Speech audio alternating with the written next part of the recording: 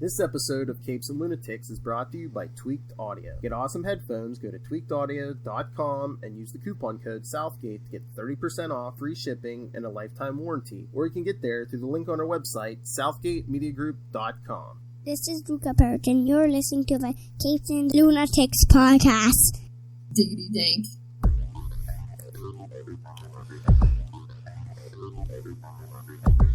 Hello and welcome back to the weekly Nightwing News. I am Phil. Joining me, as always. Hello, I'm Kristen. That's right. This week it's just the two of us. That's alright. Same old, same old. Yep. No new issue yet, so tonight we're covering two classic issues. Batman Nightwing Bloodborne and Batman 615, that's right. The Nightwing issue from Hush. Alright, so. With a truly beautiful cover. That's right. Jim Lee art. Jim Lee does so great. Photogenic. Even on cups. You see that image everywhere. Yeah, I actually have a picture of it upstairs, too. That I got at Meyer. I told you when we were setting up Luca's room right before he was born. Yeah, it's the one there. The cover for the light switch is that image. It's that cover. Oh yeah. But you would be proud of me on Friday night when we were recording the new episode of Capes and Lunatics, episode 169. Lilith said we all had to come with our favorite 69 issues. Yeah. So, yes. Was yours a Nightwing one? Well, one of my picks, we did our top 5. One of my picks was Nightwing 69, remember, from Bruce Wayne Fugitive. Oh, that's the one. Oh, is that the one where he goes to visit Bruce in jail? No, it's the one where he's going, he's crawling through all those underground tunnels trying to figure out how someone could break into the cave. Oh, okay, yeah. Is that the one where he says to Tim, don't break your arm, patting yourself on the back? I think so, yeah.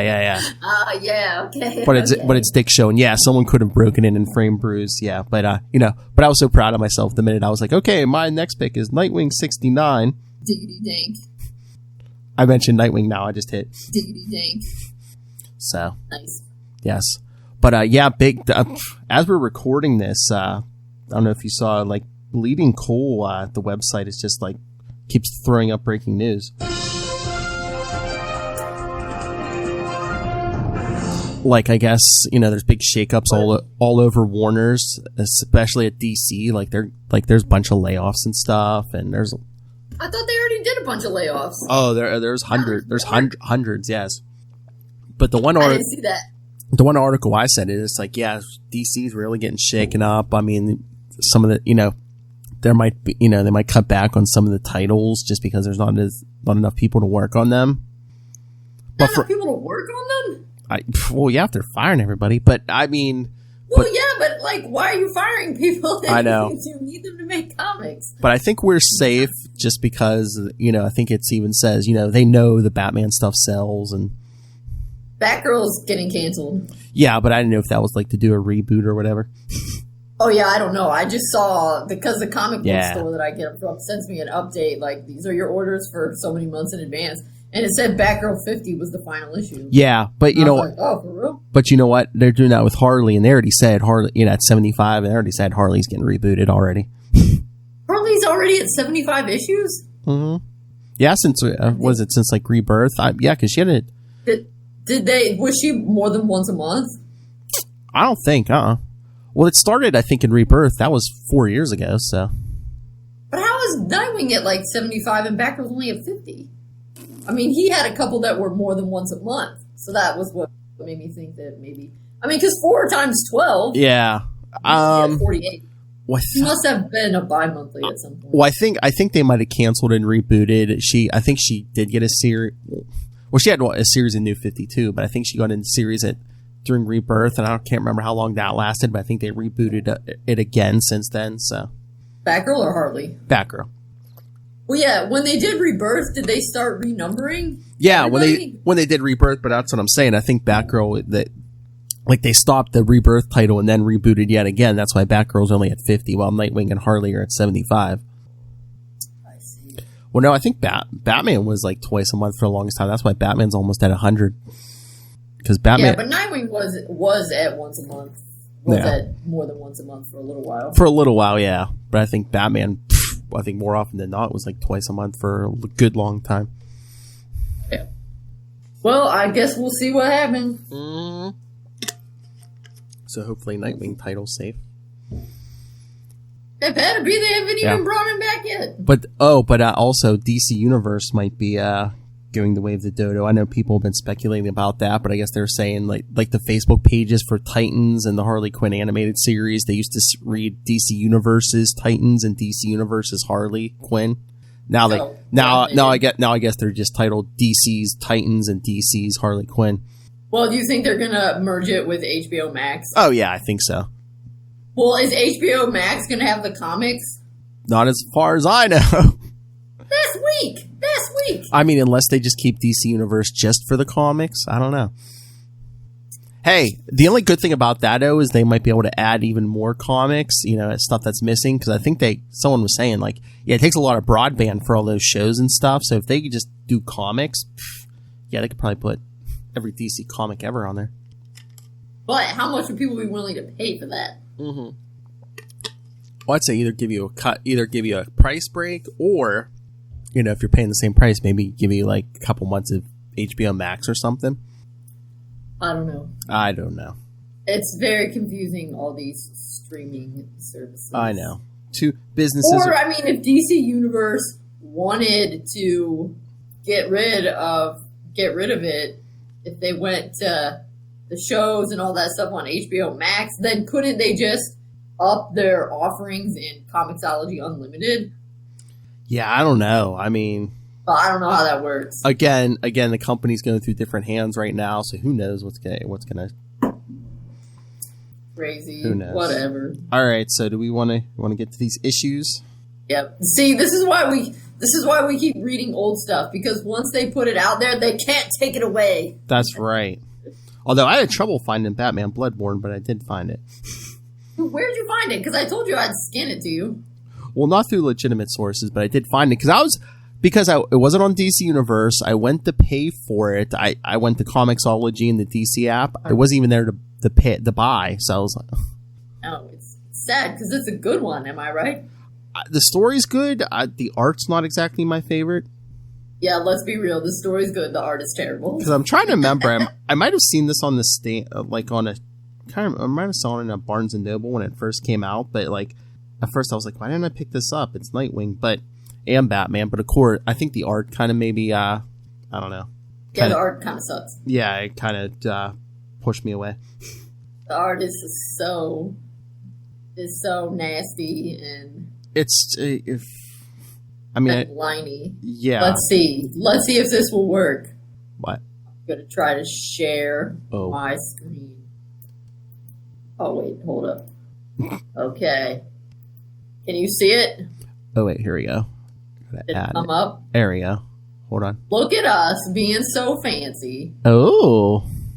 So yes, for those of you who are watching on our YouTube channel, if you haven't read Bloodborne, you can get a sense of some of the art. So this is Dick right here, looking like, I don't know, some kind of washed out John Wick or something. Yeah, like a rock star's been on the road too long or something. Yeah, he's like Mick Jagger, but slightly less horrible looking. I never want to talk bad about an artist, but honestly, yeah, this art isn't my cup of tea. No, yeah, same.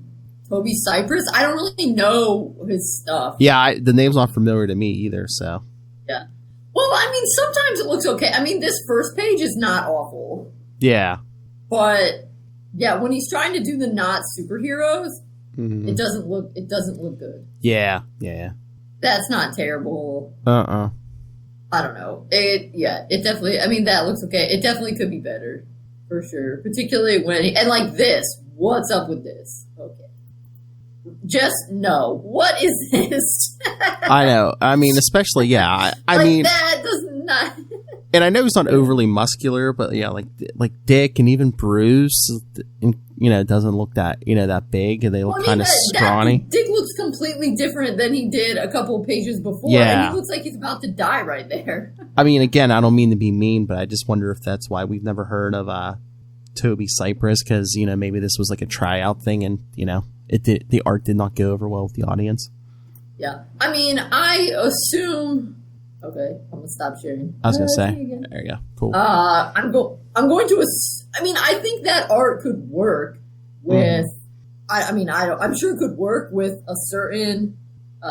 with certain examples, certain stories, but not this one. Yeah, this art reminds me of, I can't remember who, but there's someone who had a style similar to this, but I mean, it's not even, I mean, I don't know. Yeah, but it's such a good episode. It's such a good story because it's some classic Bruce and Dick. So the short summary, for those of you who haven't read it, since it's hard to get a hold of, it's the anniversary of Dick's parents' deaths. Yep. So he's leaving Bloodhaven to go to Gotham. And he sees a circus, so he visits the circus, and then Alfred calls him because Bruce has gone away to Russia to track something, and he shut his beacon off. And so, dun dun dun, we don't know what's up, and everybody's scared that this is the end. Yep. And also, when he goes there, Dick sees the flowers, and Alfred says, I know something's wrong with Bruce because it's the anniversary of your parents' death, and he never misses it. Dick's like, oh. I know. I know Dick was like, yeah, he always thought it was Alfred. Yeah, I didn't realize it was actually Bruce. Yeah. That's sweet. So Dick goes to find Bruce. And then there's all kinds of Russians involved. And Dick keeps getting shot by Russians a lot in this book. He takes a plane, he gets shot down by Russians, he gets beat up by Russians. Mm-hmm. But the gist of it is he finds Bruce, and Bruce has been infected with a very bad virus, and he manages to get Bruce out of the snow and take him to the hut where the Russian virologist who made the virus, is hiding out. And he says to her, fix him.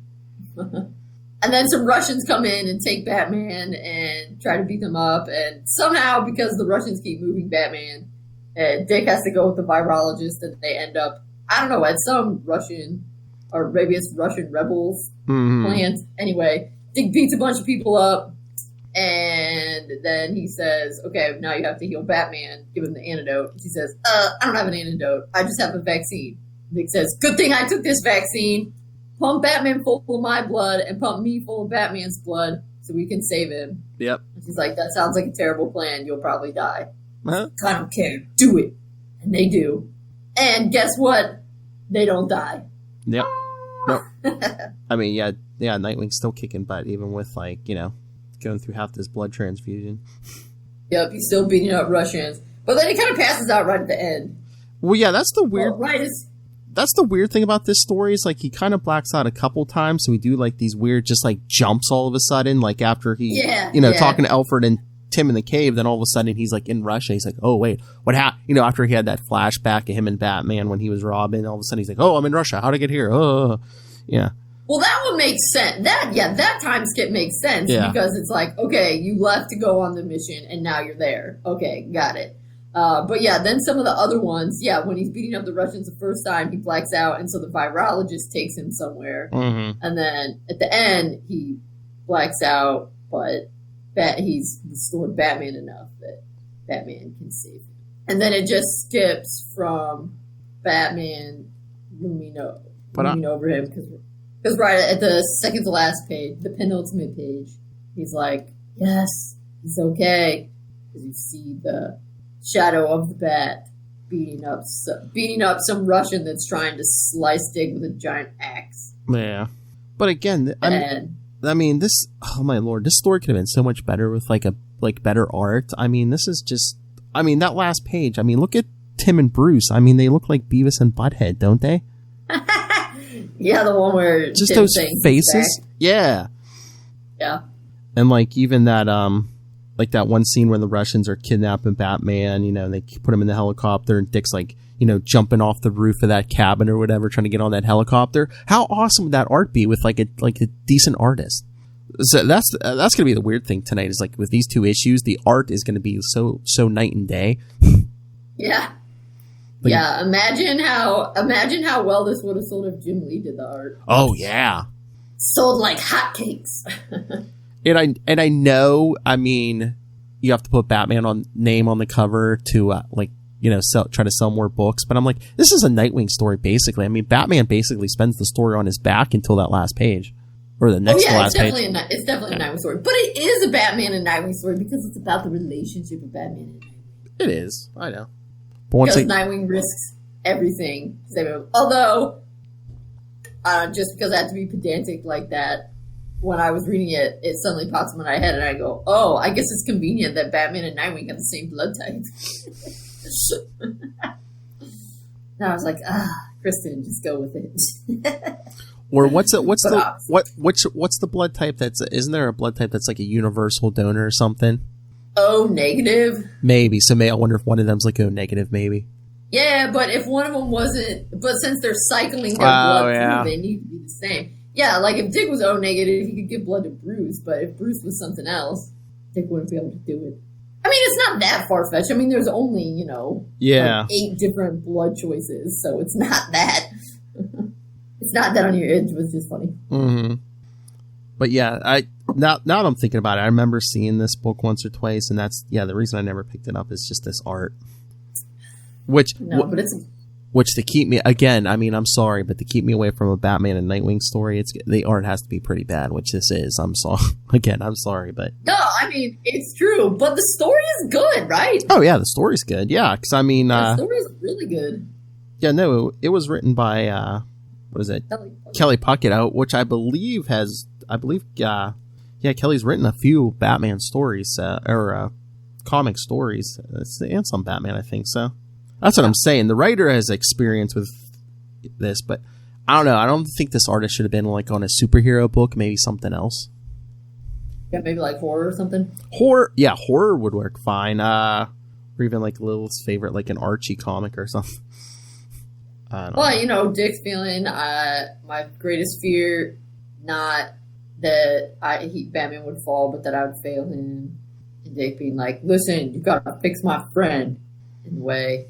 Oh my god. Tim says you're going to be okay, but Batman's just like, thanks. Just that picture from the flashback of Dick as a kid. Anytime. Look at that face. Yeah. That's... I mean, that's cute. He's like, you got shot. And he's like, no, I dodged the bullet. I always dodge the bullet. Yeah, then he finds the bullet hole. But, I mean, I think that's really good because it does show the kind of more, parental side, if you will, of Bruce, that kids need to hear that. Like, don't worry, I got this. I'll always dodge the bullet. And look at that cover. The sentient tear is back. Wait, sorry, which cover? The cover to this. The sentient hair is back. The hair is like got a life of its own. Oh yeah, yeah. Although he does have shorter hair in the book. Yeah, I mean it is. I mean, look at when he's in the car and stuff. It does look a little long, but yeah, not like ponytail long. But yeah, he had shorter hair by this point. Well, yeah, this was 2002. Yeah. Anyway, yes, it's good. The words are good. The sentiment is good. The art is sadly off-putting. I mean, if he didn't want to put a better artist on this, I mean, this would have made it like a good like Batman Nightwing novel. Yeah, maybe like a short story. Yeah, or even flesh it out a little more and just make it a book, make a novel. Yeah. Yeah. Yeah, you could have made it. You're right. You could have made a novel if you did like lots of backstory about the Russian and stuff. Oh yeah. Oh, because of course that's part of the parallel. The Russian virologist who creates this weapon, her parents were also murdered in front of her. And when Dick says, "You have no right. You can't make biological weapons like this," he kind of gets in his face. She's like, "How can you tell me I have no right? Have you seen your parents murdered in front of you?" Like, you have no right to do that. But yeah, there's she knows. Oh, you also saw your parents murdered. Whoops. But yeah, there's so much they could have did to like flesh this out into a novel. It's like, maybe after Dick goes to the circus, he goes out on a date with Clancy or something. That's when Alfred calls him, and then maybe we have to see Dick and Tim trying to like do some detective work to, more detective work to try to figure out where Bruce went. Yeah, but I don't think Dick's really was definitely based on this thing. He wasn't that interested in Clancy. I mean, I know a little more so in the comics. Well, I mean, he was like not that interested in this book. He was thinking. Well, again, he was he was thinking about his parents' death. I mean that You can flesh it out with lots of flashbacks because it's the day of his parents' death. Oh, so yeah. You could have had flashbacks to Mama and Papa Grayson. And just a lot of, oh no, my parents died, and, this can't be the day my other parent dies. Exactly. All right. Let's call up Devin and tell her to write a novel out of it. Yeah, that, and, let's get Dick Grayson on the couch, too, while we're out. Maybe he can maybe afterwards he can go to a therapist at the end of the book. Yes. All right, you want to get to the Batman issue? Sure. Here it is in all its glory. Oh, very nice. So yeah, for the longest time, this was the only Hush book I had read. Oh yeah. And then finally, right before the movie came out, so that was a year or two ago, I went and read the rest of the Hush stories. But it's like, you really can read this one on its own.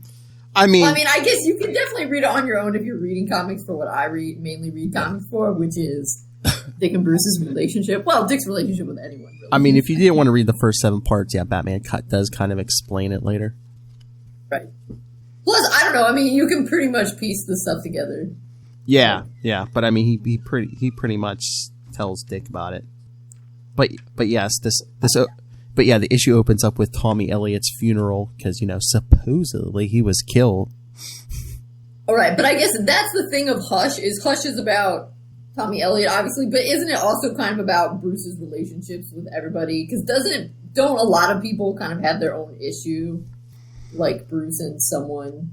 Well, this was this storyline was the first appearance of Tommy Elliott. We find out, him and Bruce were childhood friends, and right, but doesn't like everybody have some involvement in Hush? Because isn't Hush the one where they have that spread where it's like Bruce in the center and then like Tim and Barbara and then people going back and like. Well, everyone kind of makes appearances, and Hush is manipulating people because first he had Killer Croc doing stuff, and then he had Poison Ivy kind of basically hypnotize Catwoman and stuff, and.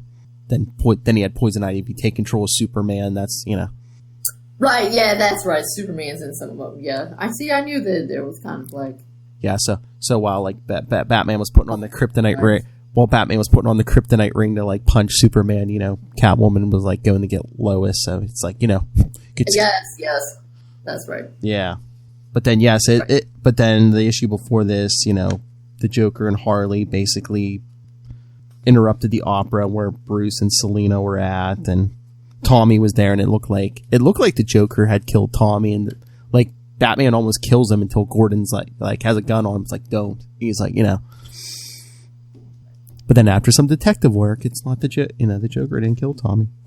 Right. So this one opens up with Tommy's funeral, and Bruce is giving the eulogy, and Bruce and Selena's critiquing his choice of poetry, which is pretty funny. Yes.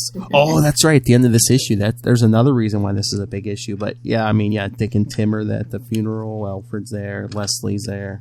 Selena's there. And we have Bruce's inner monologue, and he's thinking about how he's glad he has Dick and Tim, that his life is richer. And I think he feels a little bit bad for Tommy because he thinks Tommy's dead and he didn't have a Dick and Tim in his life. Poor Tommy. Well, he's thinking about how Tommy followed in Bruce's father's footsteps and became one of the greatest surgeons in the world. And there was a car crash when Tommy was a kid. His father died and his mother didn't live, and because Thomas Wayne. No, his mom did live. Yeah, she was paralyzed. Yeah, because Thomas Wayne operated on them, and he was all upset when he comes out. He's like, "Oh, your father's dead. Your mom's paralyzed." So Bruce is giving this eulogy, and then they show him in the cave. Yeah, and he's been up a long time. 56 hours. That's all. Yeah, 56 hours, and he has some serious stubble, whatever's beyond a 5 o'clock shadow. Well, yeah, they show him going through all the holographic clues. Tommy's. I know, so fancy.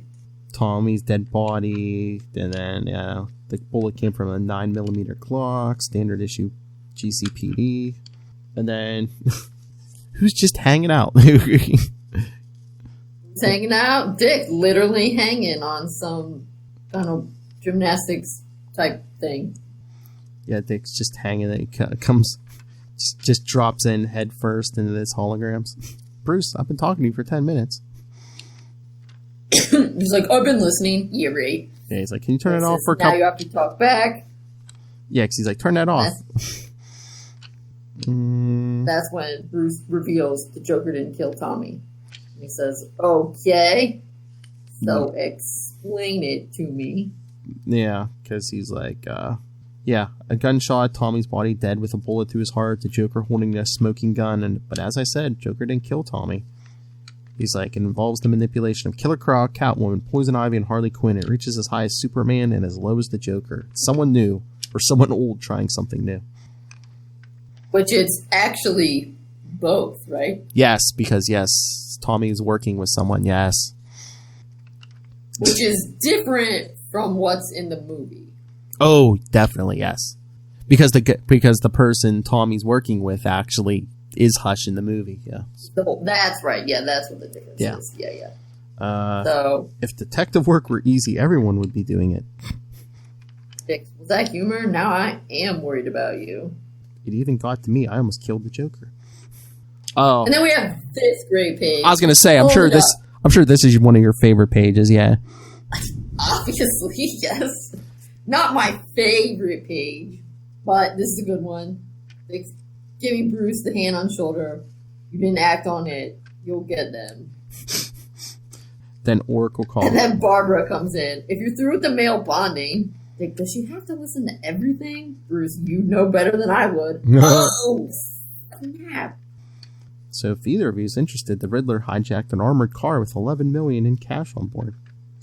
He left a note. What is it that has 4 wheels, costs $11 million, and flies? It's a terrible riddle. But I love, hey, let's take the car so we can have an excuse to do a 2-page Jim Lee splash page.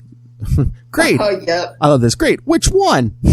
I know. And then, so which all cars can you see? Oh, yep. Okay. So the big one is like the old timey one, kind of, right? Yeah. And then there's definitely a 66 Mobile behind it, an animated series one. I think the one up front, that must have been from one of the like Batman Forevers or Batman and Robin, because this came out in 2002, so they wouldn't have had like the Tumblr or anything. Yeah, no. From those movies. Yeah, the one with the fin on top that's like looks like it's going over Dick's leg. Yeah, I think that's either from Batman Forever or Batman and Robin, yeah. Yeah. Yeah, some of them I think might just be, he might have just drew them in, but yeah. So there's got to be at least 10 different cars in there. Oh, yeah. And that's what you can see, yeah. Yeah, right. There might be an 80s one in there, yeah. That's fun. So yeah, so they jump in one. Off they go. Take off of it. So, word on the street is your date. Word under the street is you're seeing Catwoman. Any truth in that? Yes. So these are coming out with my favorite pages because of the words. I'm a words person. Mm-hmm. So when Bruce is giving his monologue, Dick always spoke to me without fear. No matter what else has happened to us through the years, he has earned that right. Damn, I like that. Damn, Skippy. Plus, I like the Gotham City 14 miles. Yes. All out to Batman 66. Got blimps in the sky. Call out the Batman the Animated Series. Yep. Anyway, so... And then this is a pretty funny page. How Dick is saying, you know what? It's good different. You're not being such a emotionally constipated weirdo now that your friend is dead. And I think Catwoman's good for that. So you should tell her who you are. Well, yeah, because he's like, she makes you happy, which is great, except every relationship you've had with a woman is, has got messed up because you've either not told them that you were Bruce Wayne or Batman. And he's like... It's either been a relationship between Batman and someone or Bruce and someone. Yes. Yeah. So he's just saying, yeah, tell her. Because he started a whole conversation. Look, it might be none of my damn business. And Bruce is like, you're right. It is none of your damn business. Yeah, but then my other favorite thing. But Bruce, if you do have that conversation, you might want to shave first. Mm-hmm. That's why I mentioned his intense stubble. It's important.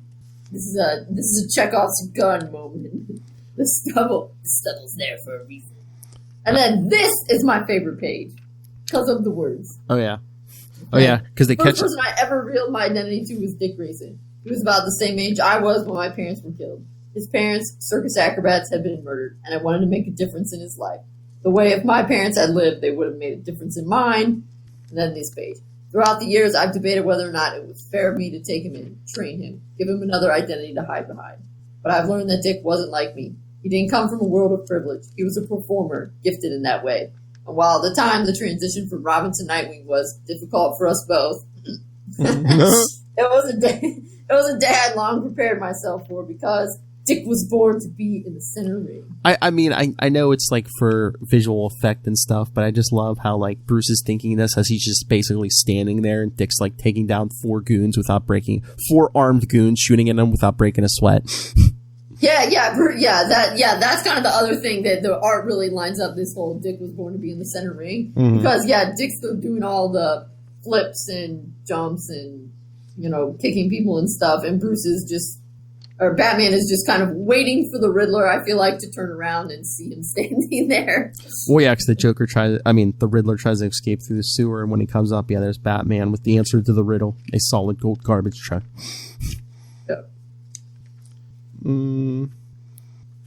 But then Batman's thinking, boy, that's weird. Someone's taking the time to, kind of strategize and ramp up Poison Ivy, Killer Croc, Harley Quinn, and the Joker, and yet the Riddler has been apparently ignored.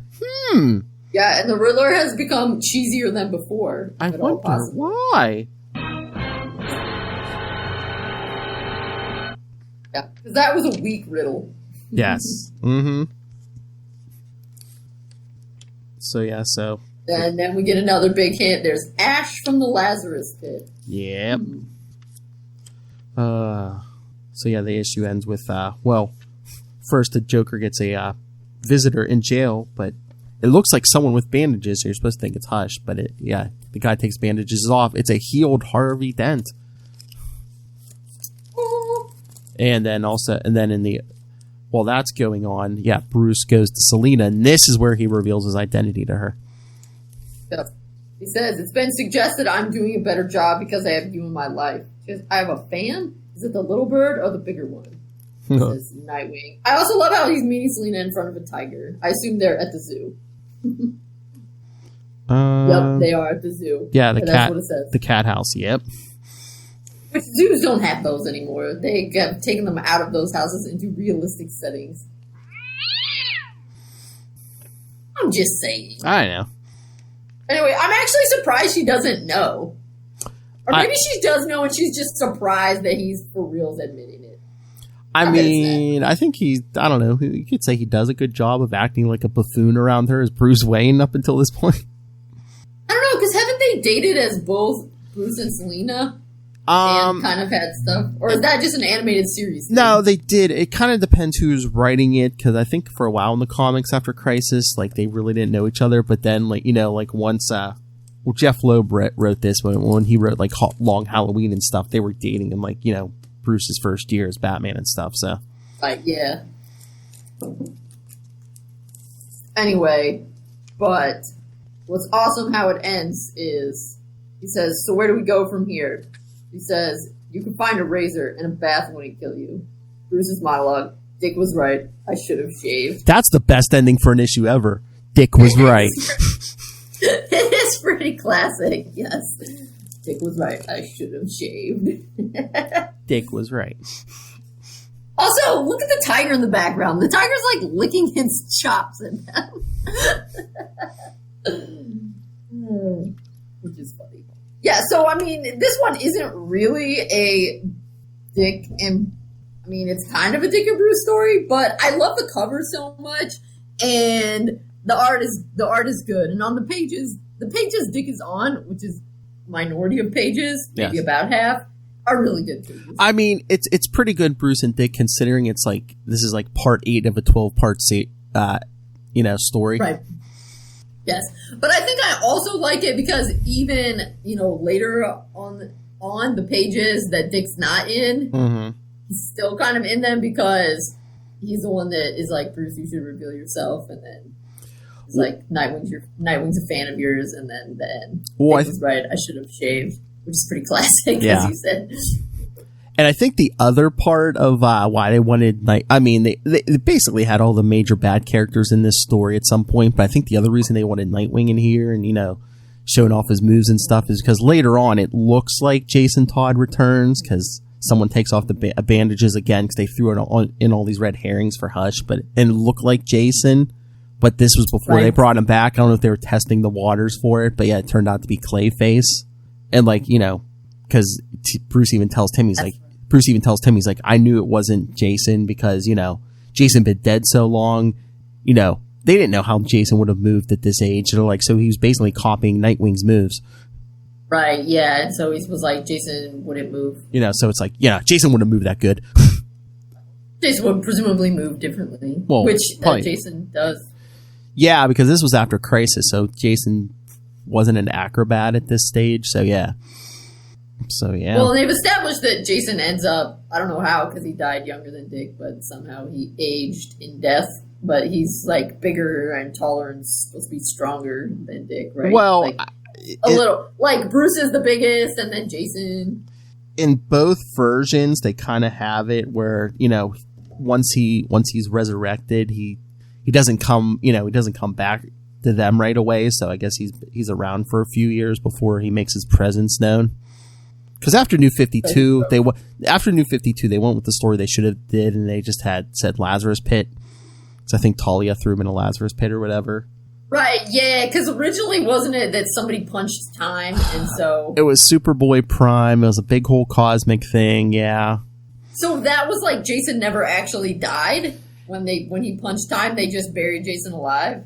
I don't know, that's so weird, because when Superboy Prime punched this wall, it's a whole cosmic thing, all of a sudden, the annual or whatever they explained it, all of a sudden Jason, comes back to life in the coffin, he's just like... What the hell? When he has to break out of his own coffin, yeah. And he was, he still had injuries from when the Joker beat him. So it's like.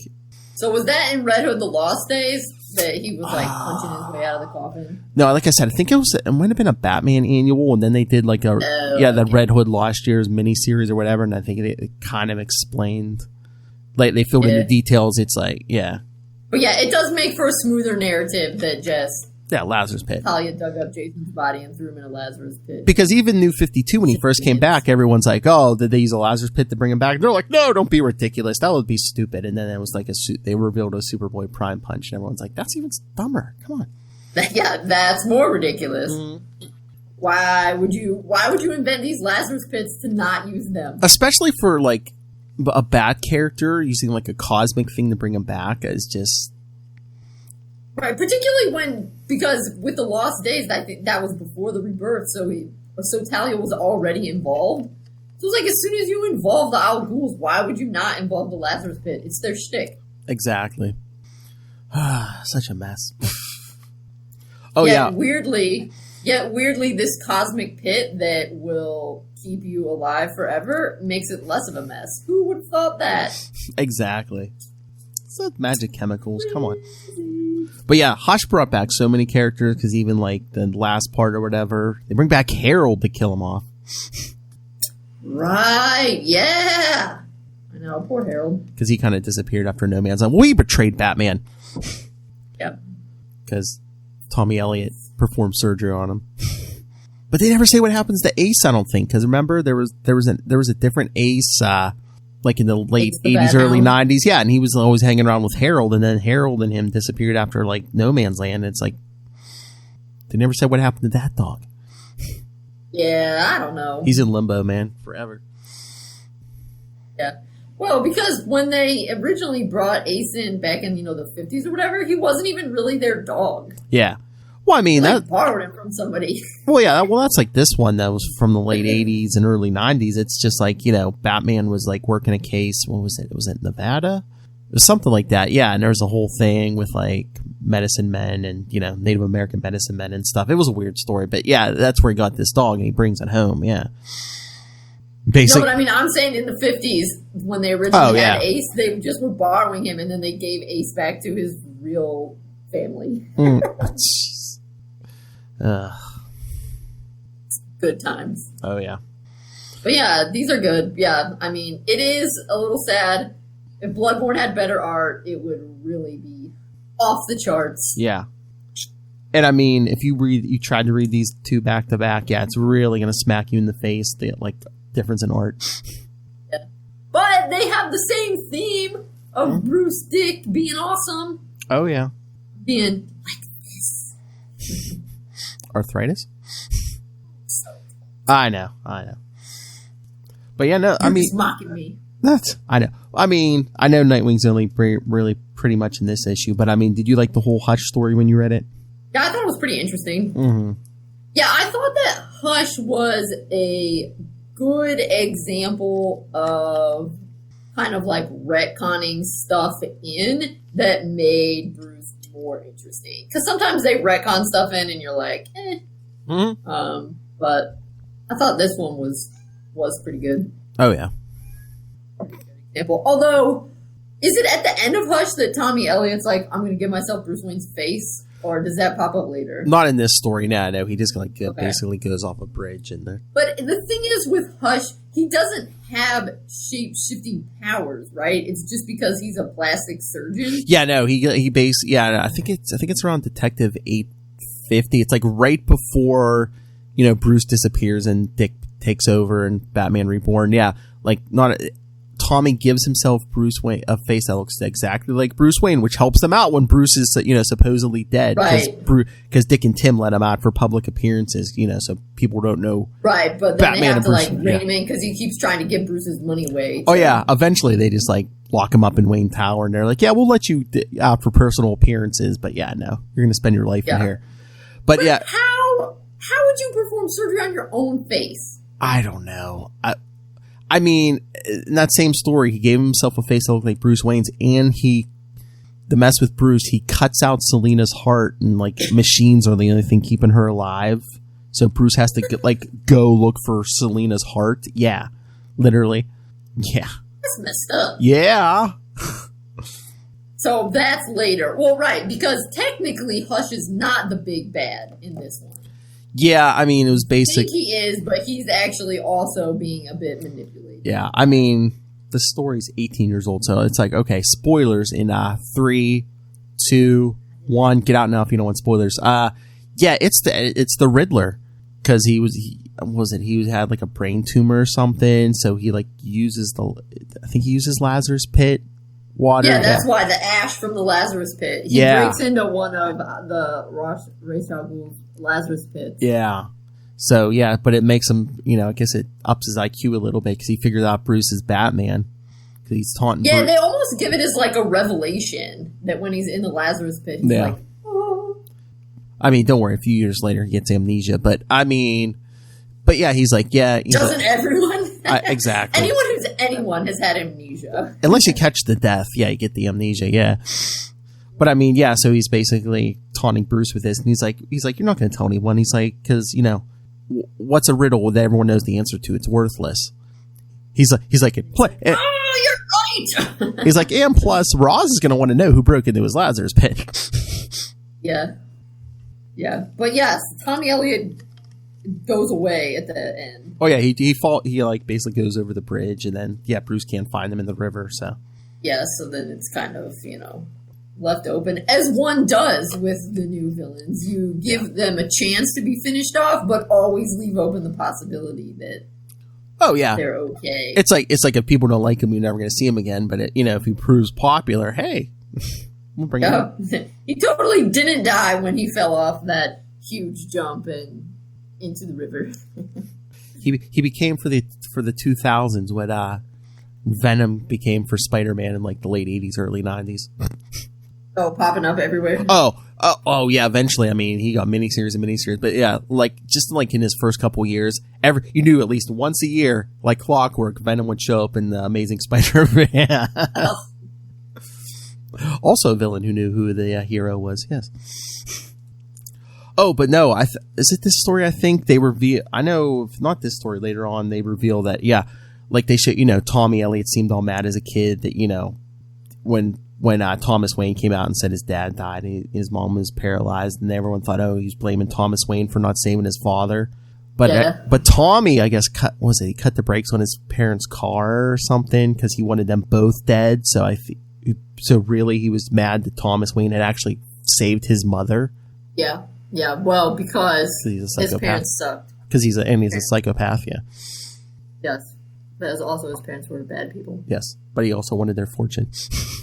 Yeah. Doesn't he tie in with the Court of Owls then later? I don't know what or is that I've just been reading too much fan. I don't know about the actual court, but I know, like, once New 52, once the Court of Owls are around, everyone's kind of saying, that the Elliots were old, families that have been around for centuries in Gotham, like the Waynes and the Cobblepots. Yeah. Yeah. Because wait, who's Lincoln March? I believe, isn't that Dick's grandfather or great grandfather? No, that's William Cobb. Oh, William Cobb. Yeah. Lincoln March has something to do with the owls and he is See, because sometimes I got a little confused, I will admit, when I was reading. Well, maybe this is a conversation for another time. When we're reading some of the stuff where Dick is Batman, it's like Lincoln March comes in there, or no, Dr. Hurt comes in there, and I think doesn't Lincoln March come in with the Court of Owls? I think like in early like some of those first Court of Owls stuffs, I think they were trying to hint around that Lincoln March was well, he claims and he believed that he was like Bruce Wayne's brother, who everyone thought was dead, Thomas Wayne Jr. But yeah, so is Thomas Wayne? Doesn't that go back and forth between like did Thomas Wayne Jr. really exist? Like, yeah, or is he just like a Earth 3? I don't think anyone liked that, so I don't know if they really go with that. But yeah, like in early New 52, that's what they did. Is like he said, I am your brother. Everyone thought was dead and stuff. Just like when Dr. Hurt first showed up, he claimed to be Thomas Wayne. Yeah. Okay. Yeah. But Dr. Hurt and Tommy Elliot are different people. Yes. Yeah. Dr. Hurt was he? He's like a descendant or an ancestor of Bruce's, I think. I'll look these people up. Basically, using black magic. Yeah, I mean, the original story of Barbados, the demon that me and Lilith covered, was in December. Yeah. Eventually, I think they showed that, Dr. Hurt, one of Bruce's ancestors, was there, and I don't know, just black magic and stuff keeping him alive. Yeah, sometimes things get a little confusing. Yes, but I mean, we'll get into Court of Owls more because, I mean, once we cover, I think those are on the list, right? Then, like that. Yeah, not for a while. The owl issues of Nightwing from New 52. Yeah, jumping ahead. Yeah, we'll get there towards the end of the year. Yep. All right. Yeah, I was just trying to clarify where Tommy Elliot also popped back up. But this is where he's invented, right? He's not. Yes. He doesn't pop up until this one. Yeah, no. This storyline was the first time he showed up. Yeah, it's the first time Bruce had another friend besides Harvey Dent. Exactly. Bruce has really actually terrible choice in friends. They always go rogue. Mm. All right. Anything else? Nope. All right, so yes. So, yeah, like I said, we'll get to Court of Owls eventually. We'll get to Dr. Hurt. We'll get to all this stuff, but I should have did this. I believe it is next week, The Outsiders 1 through 3. I think. Let me double check. I'm pulling the schedule up now. Everyone knows what to read next. Yes. Everyone knows their homework. Yes. Come on, open. Where am I? There we go. Yes. Yes, next week we are covering Outsiders 1 through 3. Alright, so this is after Titans. We read a couple Titans issues, but way back because we did them kind of with the old original Titans that had inspired it. So if you haven't read these, everyone, going in, The Outsiders is after Devin Grayson's Titans, and it's after the death of Donna Troy. Yes. So, the next... It impacts the story. Donna's dead. The next 2 weeks are kind of Outsider-centric, because, next week is Outsiders 1 through 3, and then the week after is that Batman Outsiders, Nightwing, and Captain Boomerang issue. I know, but that one has a very different feel to it from the Outsiders one. Well, yeah, that's kind of when Dick's leaving the Outsiders and Batman's coming in, yeah. Yes. All right, so... Yes, they are both Outsiders related. Yes, so read up on those, and if you want, even in 3 weeks, we'll be covering Nightwing 141, So yeah, do your homework, kids. I picked Nightwing 141. Oh, that's a good. Oh, that Is that a Tomasi? I mean, it is a good free fall. It is a good that whole era of Nightwing's good, yeah. But that one, as you probably can already imagine, and if anyone who listens to this hasn't known, it's very close to my heart. Oh yeah, but yeah, that was a good era because like the book had kind of extra reason. Yeah, the book was like on an upswing again. Yeah. Yeah, and then Bruce had to die, and yeah, it's a lot, Bruce. Dick had to move back to Gotham. Yeah. All right, yes. So read all those, like Outsiders 1 through 3.